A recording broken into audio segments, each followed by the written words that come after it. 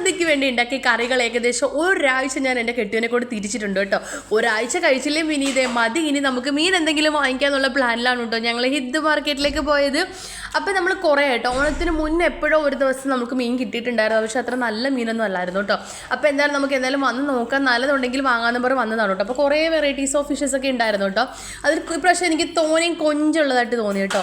നല്ല ഫ്രഷ് കൊഞ്ചുണ്ടായിരുന്നു കേട്ടോ, കുറേ ഉണ്ടായിരുന്നു. പിന്നെ ചൂര ഉണ്ടായിരുന്നു, അയല ഉണ്ടായിരുന്നു കേട്ടോ. നല്ല അയലയാണ് കേട്ടോ, കണ്ടപ്പോൾ നല്ല പച്ച അയല പോലെ ഇരുന്നെങ്കിൽ ഏട്ടൻ പറയുന്നുണ്ടായിരുന്നത് കൊള്ളില്ല, അളിഞ്ഞതാണെന്ന് കേട്ടോ. പിന്നെ ഈ ചെങ്കലവയും അങ്ങനെ കുറേ മീനുകളുണ്ടായിരുന്നു കേട്ടോ.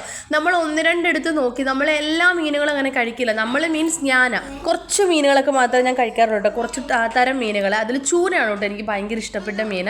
പിന്നെ അപ്പോൾ എന്തായാലും നമ്മൾ ഇവിടുന്ന് ഒരു ചൂര എടുത്തിട്ടുണ്ട്, അപ്പോൾ അതൊക്കെ നമുക്ക് കറി പീസായിട്ട് കട്ട് ചെയ്തെടുക്കുന്നുണ്ട്. പിന്നെ അവിടെ കൊഞ്ചിരിപ്പുണ്ടായിരുന്നു, അപ്പോൾ 2 ടൈപ്പ് കൊഞ്ചുണ്ടായിരുന്നു.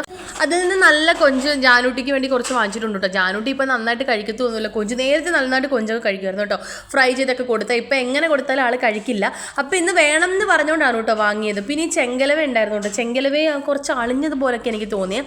അപ്പോൾ അവിടെ നിന്ന് എന്തായാലും നമ്മൾ ആ കൊഞ്ചും പിന്നെന്താണ് ചൂരയും വാങ്ങിച്ചിട്ട് പോയത്. ഇതിനിടയ്ക്ക് ഒരു പൂച്ച വന്നൊരു അയില അടിച്ചുകൊണ്ട് വന്ന സീനാണ് കേട്ടോ നിങ്ങൾ കാണുന്നത്. അങ്ങനെ അവിടുന്ന് അതൊക്കെ വാങ്ങിയിട്ട് നമ്മൾ പുറത്തേക്ക് ഇറങ്ങാൻ നേരത്തെ വേറൊരു ഷോപ്പിൽ നല്ല വെള്ള ആവോലി ഇരിക്കുന്നുണ്ട് കേട്ടോ, അത്യാവശ്യം നല്ല ഫ്രഷ് ആണെന്ന് തോന്നിയത്. അപ്പോൾ അവിടുന്ന് നമ്മൾ 2 ആവോലി എടുത്തിട്ടുണ്ട്.